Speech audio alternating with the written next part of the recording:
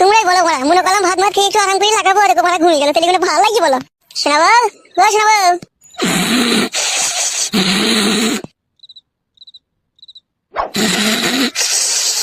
শোনা এ শোনা, কি হলো বল? আমার মানুষটাকে একটু শান্তি করে ঘুমাইতে দিবা না নাকি তুমি?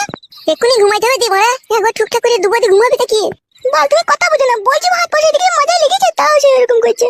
সে বড় ঢেমুনটা এরকম করতো, সে খানকি খাটি বলতো মেন্স হয়েছে। মেন্স হলেও করা হয় না। তুই কি বল আমাকে বুকা পেয়েছি নাকি? মেন্সলি করা হবে না, মজা লেগলি করা হবে না, বড় আগার পকম আছে নাকি তুই? যা বুঝো না সুঝো না তাহলে বকু না, ঠিক আছে? আমাকে ঘুমাইতে দাও। বল, আমার সারাদিন সংসারের কাজ করে করে জানটা হালাকালা হয়ে গেল, একটু শান্তি করে শুতে আইবো, তাও পাবো না শুতে পারলি। নিজে নিজে সুখ শান্তিটা খুঁজে লিছিস লাই, আর আমার যে কি হবে সেটা একবার ভাবছিস না তুই?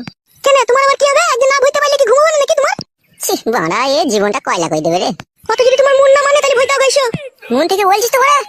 আগেকার স্বামীটাই আমার ভালো ছিল, দুঃখ কষ্ট বুঝতো, এ কিছুই বুঝে না। মানুষের শরীর খারাপ না কি খারাপ কিছুই দেখে না, ভাগ্য খারাপ হলে যা হয় নিজে পাই নিজেই তো করে মারলাম। শোনাবো একবার টাকা বলছি বউ, মেয়েদের মন না প্লাস্টিকের ধুন, আজও বুঝলাম না বউ। যদি দুদিন গায়ে হাত না দিই, দুদিন যদি এসে ভাত মাত খেয়ে শুয়ে পড়ি, তাহলে তারপর দিন বলবে ঢেমনি করে এলো। আর এখন মন চাইছে একবার লাগাইতে, বলছি মাজাই লাগছে মেন্স হয়েছে, তাহলে কোথায় যাবো বউ? এই জন্য বলতে পারি শোনা আমার বল, আমার কোথাও যেতে হবে না, পাশে করে সাউগা, কালকে করবে যা করবে। কালকে করবো? হ্যাঁ কালকে করবে।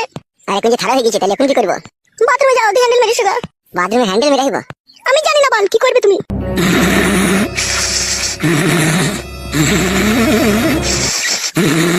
ঘুমিয়ে গেলে নাকি রে সত্যি করে?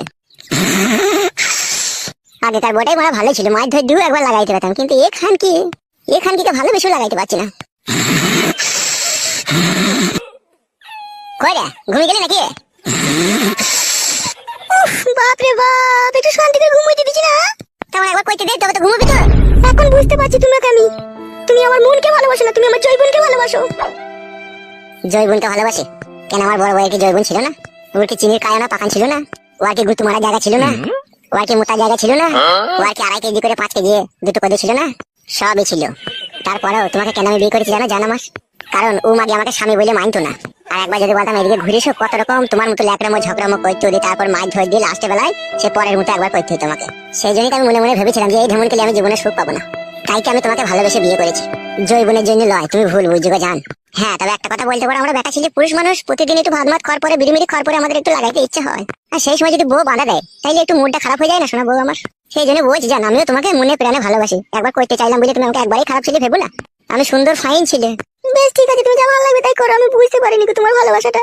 একবার তাকাও শোনা বউ আমার, একটা কথা সবসময় মনে রাখবা শোনা বউ আমার, আমি তোমার স্বামী, আমি তোমার শরীরের ভালো মন্দ সব জিনিসটাই বুঝি। বুঝতে পেরেছো তো জান? আজকে সকাল থেকে তোমার মনের অবস্থা ভালো লাগে খারাপ আমি বুঝতে